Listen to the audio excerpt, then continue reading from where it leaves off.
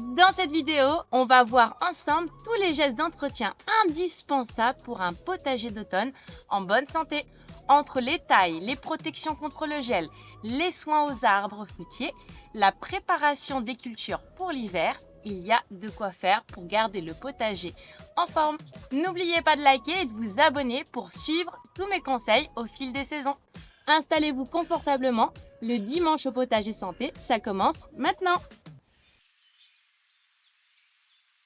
Hello à tous, j'espère que tout le monde va bien. On est dimanche et comme chaque dimanche, on se retrouve ensemble pour jardiner. L'automne est une saison chargée en entretien au potager.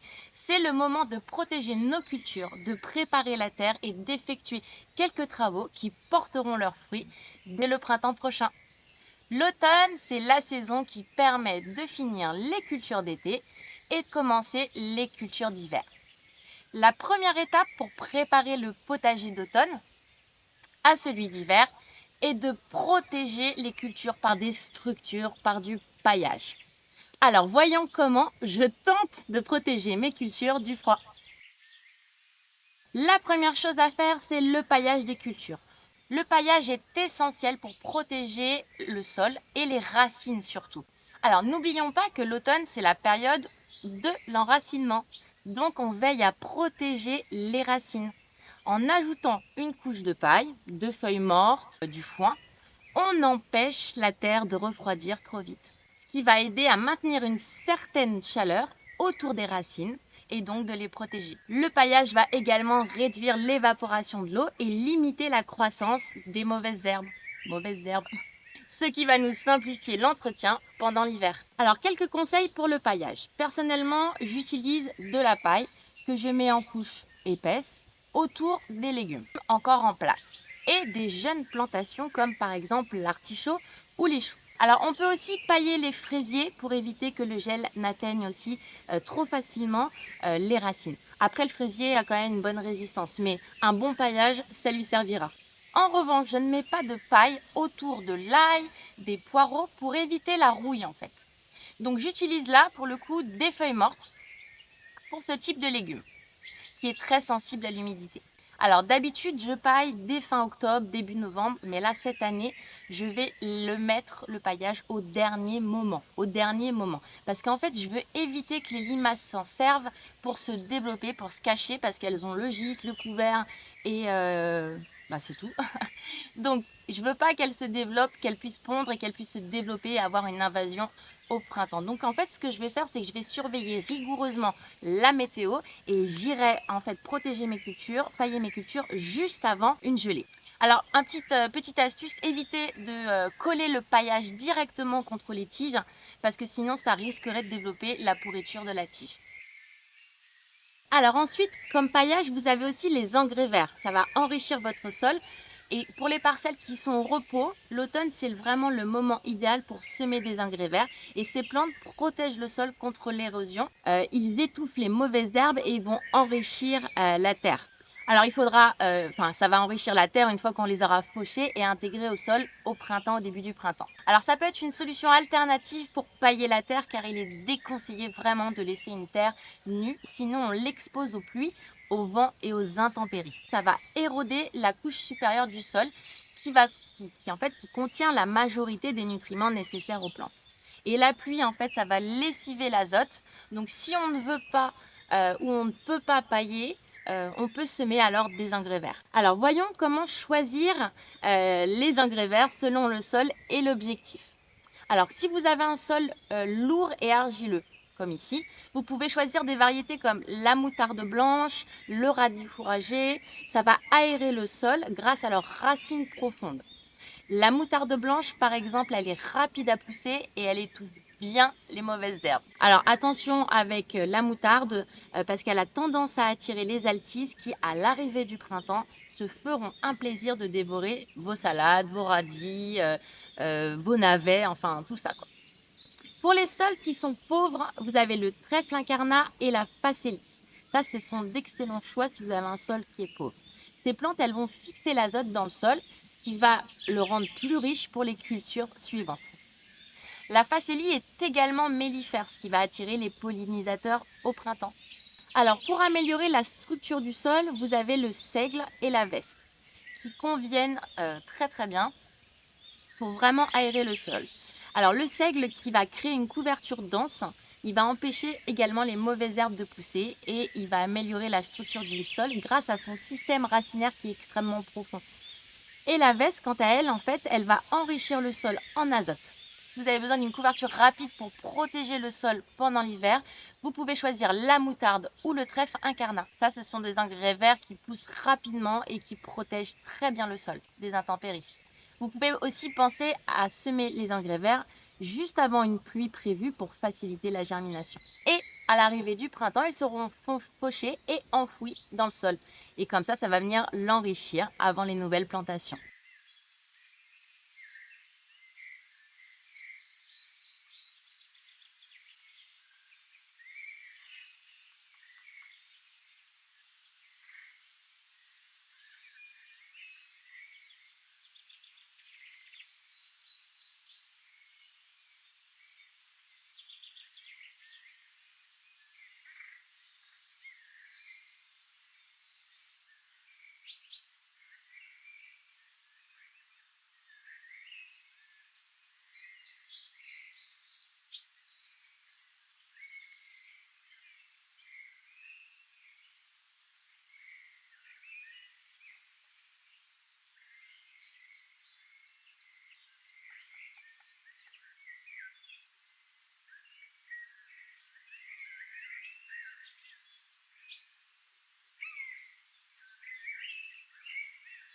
Alors ensuite, les protections contre le gel. Quand le gel commence à s'installer, il faut protéger les plantes et ça c'est crucial pour éviter les pertes. Si vous avez des légumes sensibles, par exemple les laitues ou certaines herbes aromatiques, alors pensez à utiliser des voiles d'hivernage. Vous avez même des cloches ou même vous pouvez fabriquer des petits tunnels pour couvrir ces plantes. Et vous, en plus du paillage, bien évidemment, vous pourrez donc mettre ce voile d'hivernage. Alors, vous pouvez mettre les voiles d'hivernage, ils sont faciles à installer et ils permettent de laisser passer la lumière tout en retenant la chaleur, ce qui va protéger les plantes. Et donc, il sera même possible de préinstaller les voiles et de les dérouler en fait au dernier moment. Alors, pour les protections type tunnel, alors ça, c'est parfait quand vous avez des légumes qui sont en rangée comme les salades, les radis. Et ça, le tunnel va créer un microclimat sous lequel la chaleur va rester piégée. Vous avez aussi les châssis. Et ça, c'est pas mal aussi puisque ça va protéger les légumes comme par exemple les carottes ou les légumes racines. Alors, faut pas oublier que le meilleur des paillages, la meilleure des installations, le meilleur des tunnels ne sera pas forcément suffisant lors de grosses gelées. Alors, voyons maintenant la taille et l'entretien des plantes. L'automne est aussi le moment parfait pour tailler les plantes, les arbres et préparer les arbres, surtout fruitiers, à l'hiver. Alors voyons d'abord la taille des fleurs fanées. En fait, en enlevant les fleurs fanées, on va stimuler une dernière floraison et on évite que les plantes n'épuisent leur énergie en fait à produire des graines. Bon alors bien sûr, sauf si c'est notre objectif et dans ces cas-là, on les laisse faire.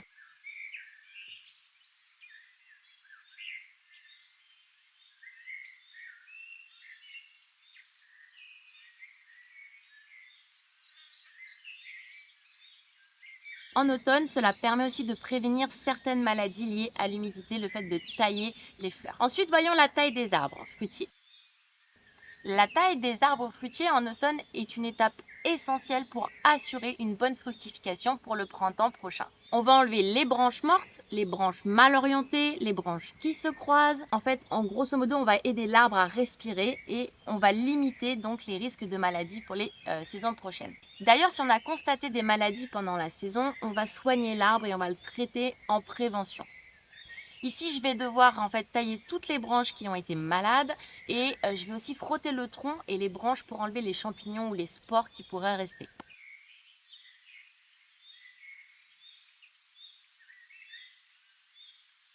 Je vais aussi également le traiter afin d'éviter que les maladies ne reviennent la saison prochaine. Je vais enlever mon piège à hormones que j'avais mis pour capter les insectes ravageurs et je le remplacerai au début du printemps. Je vais également ramasser toutes les pommes au sol pour éviter que les insectes ravageurs ne s'y cachent. Alors voyons maintenant quelques conseils généraux pour la taille de fruitier. Commençons par le pommier et le poirier. En fait, il faut tailler pour dégager le centre de l'arbre et éliminer les branches qui poussent vers l'intérieur. Il faut vraiment que la lumière et l'air puissent circuler, ce qui va réduire les risques de moisissure et donc de maladies. Ensuite, le prunier et le cerisier. Alors ça, ce sont des arbres qui demandent une taille légère. Évitez de couper trop sévèrement pour ne pas affaiblir l'arbre. Enlevez uniquement les branches mortes ou les branches malades. Maintenant la vigne. Alors si vous cultivez de la vigne, novembre c'est vraiment le bon moment pour la tailler. En ne laissant que quelques bourgeons par sarment, vous concentrez l'énergie dans les futurs fruits.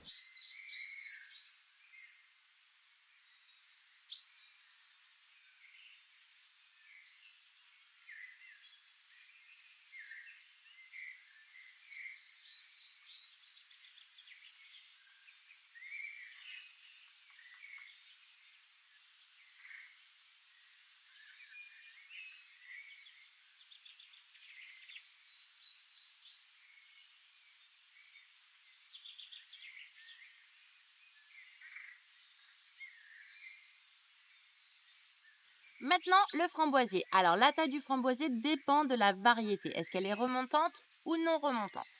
Pour les framboisiers non remontants, qui fructifient une seule fois par an, mais sur une plus grosse période.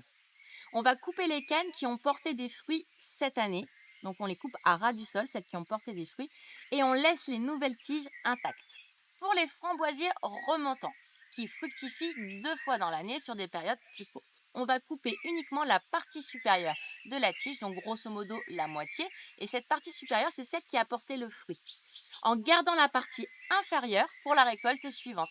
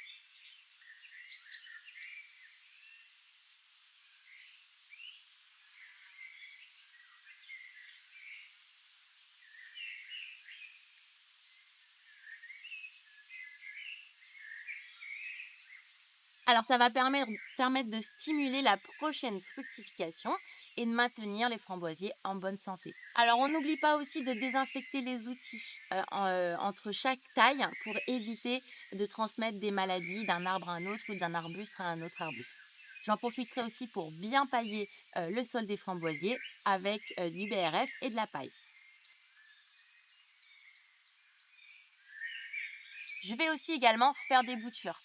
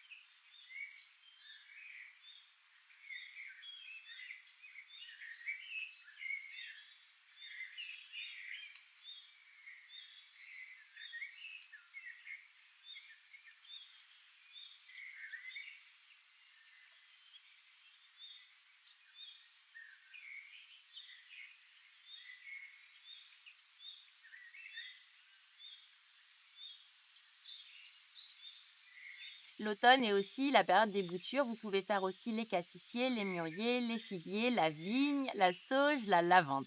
Ensuite, on va préparer les vivaces. Alors, pour les vivaces, ce qu'on peut faire, c'est qu'on peut diviser celles qui ont plus de 3 ans pour les rajeunir et les multiplier.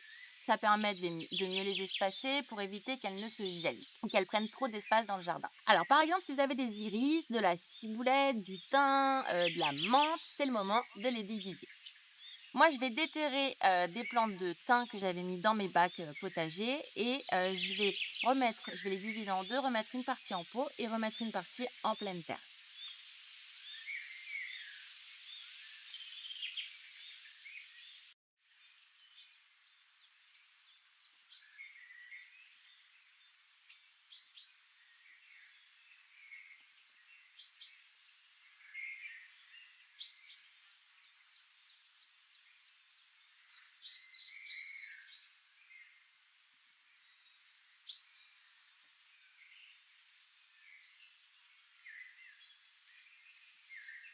Et donc, je vais utiliser la division pour limiter la place du thym dans le potager et me permettre de le multiplier. Voyons la partie sur le rangement et le nettoyage.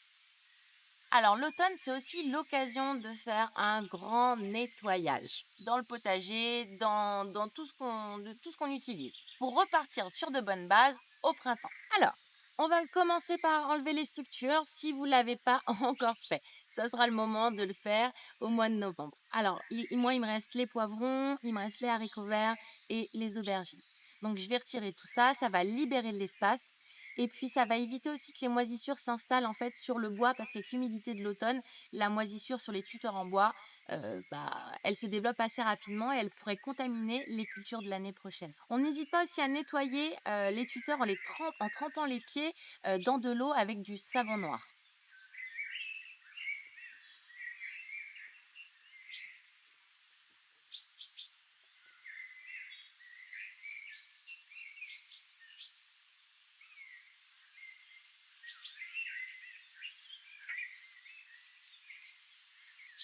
On va aussi en profiter pour désinfecter tous nos outils car les outils sales peuvent propager des maladies au printemps.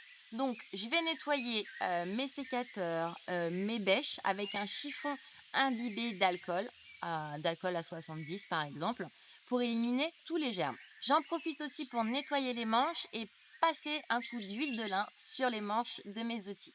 Parce qu'il faut que je sois hyper soigneuse parce que la plupart de mes outils me viennent de mon grand-père et j'aimerais pouvoir les donner après à mes enfants. Voyons maintenant la gestion des déchets et du compostage. Donc l'automne, c'est aussi une période où on a beaucoup de déchets puisqu'on fait beaucoup de taille et donc tous ces déchets peuvent être réutilisés. Donc on va voir comment. Le premier, vous avez le compostage des feuilles mortes. Alors les feuilles mortes, elles sont parfaites pour le compost car elles apportent en fait du carbone. Cependant, attention à ne pas mettre trop de carbone dans votre compost parce que ça risque de le déséquilibrer. Il lui faut à la fois du carbone et à la fois de l'azote. Donc quand vous mettez des feuilles mortes dans votre compost, mettez des épluchures, mettez des déchets verts, ce qui permettra de rééquilibrer.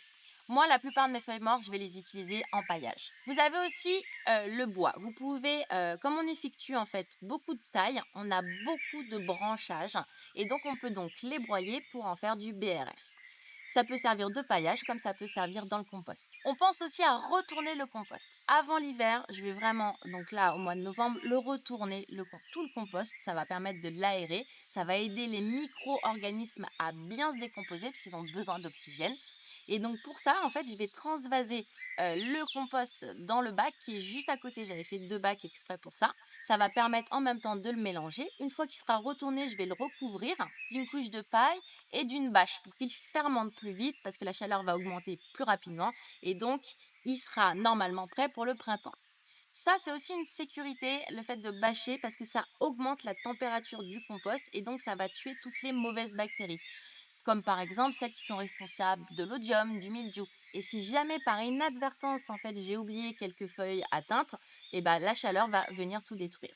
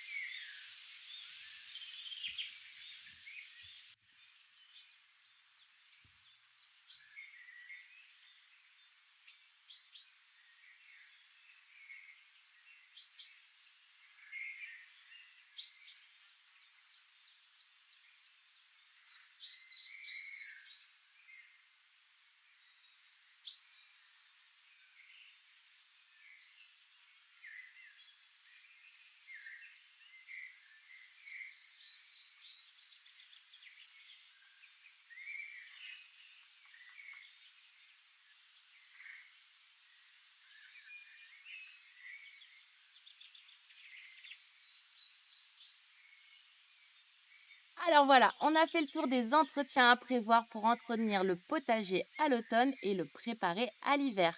Donc on a vu le paillage, la taille, le nettoyage et la préparation du compost. Comme ça, on va mettre toutes les chances de notre côté pour démarrer le printemps dans les meilleures conditions. En attendant la prochaine vidéo, prenez bien soin de vous et n'oubliez pas, faites de votre alimentation votre première médecine. Ciao ciao!